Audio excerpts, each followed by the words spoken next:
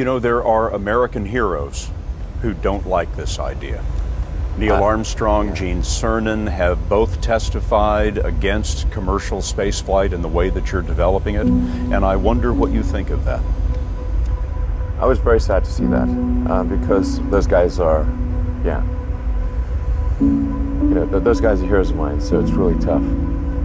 I wish they would come and visit and see the hardware that we're doing here. And I think that would change their mind. They inspired you to do this, didn't they? Yes. And to see them casting stones in your direction. It's difficult. Did you expect them to cheer you on? So they're hoping they would. What are you trying to prove to them? What I'm trying to do is to make a significant difference in spaceflight and help make spaceflight accessible to almost anyone. One of the most difficult choices I've ever faced in life was in 2008. I think I had maybe $30 million left, or $30 or $40 million left in 2008. And I had two choices. I could put it all into one company, and then the other company would definitely die, or split it between the two companies. But if I split it between the two companies, then both might die. When you put your blood, sweat, and tears into creating something, or building something, it's like a child.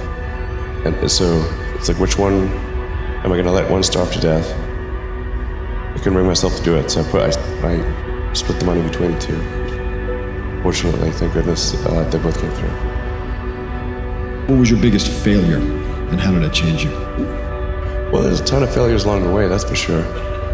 As I said, for SpaceX, the first 3 launches failed.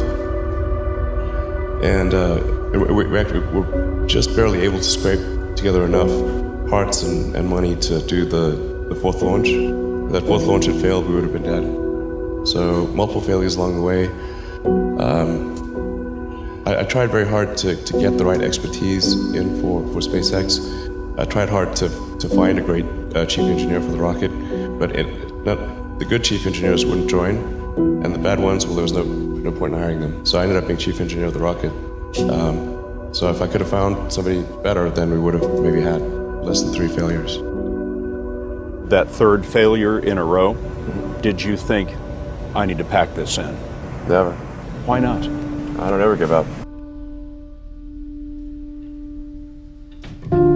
So many people tried to talk me out of starting a rocket company. It was crazy. One good friend of mine collected a whole series of videos of rockets blowing up and made me watch those. He just didn't want me to lose all my money.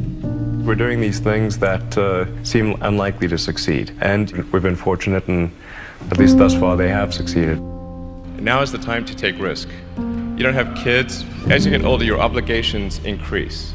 And once you have a family, you start taking risk not just for yourself, but for your family as well. It gets much harder to do things that might not work out.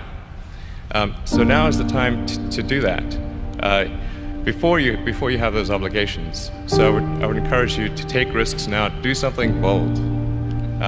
You won't regret it. How did you figure you were going to start a car company and be successful at it? Well, I didn't really think Tesla would be successful. I thought we would most likely fail. But I thought that we at least could address the false perception that people had that an electric car had to be ugly and slow and boring like a golf cart. But you say you didn't expect the company to be successful, then why try? If something's important enough, you should try, even if the probable outcome is failure. Or how do you think about making a decision when everyone tells you this is a crazy idea? Or where do you get the internal strength to do that? Well, first of all, I'd say I actually think I feel fear quite strongly. So it's not as though I just have the absence of fear. I feel it quite strongly. But there are just times when something is important enough, you believe in it enough, that you do it in spite of the fear. I think about what technology solution is necessary in order to achieve the particular goal, and then try to make as much progress in that direction as possible. I think being a multi-planet species and being out there among the stars is important for the long-term survival of humanity. And that's one reason. But then the part that I find personally most motivating is that it creates a sense of adventure, and it makes people excited about the future.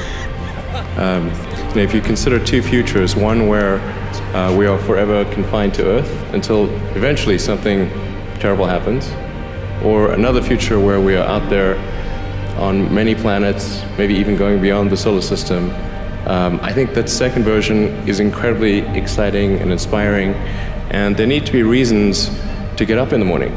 You know, life can't just be about solving problems. Otherwise, what's the point? There's got to be things that people find inspiring and make life worth living. When my brother and I were starting our first company, instead of getting an apartment, we just rented a small office and we slept on the couch. And we showered at the YMCA, and we're so hot up we had one computer, so the website was up during the day, and I was coding at night, 7 days a week, all the time. And I sort of briefly had a girlfriend in that period, and in order to be with me, she had to sleep in the office. So work hard, like I mean, every waking hour. That's the thing I would say, particularly if you're starting a company. Whatever area that you get into, given that, you know, even if you're the best, there's always a chance of failure. So I think it's important that you really like whatever you're doing. If you don't like it, life is too short. If you like what you're doing, you think about it even when you're not working. I mean, it's something that your mind is drawn to. And if you don't like it, you just really can't make it work, I think.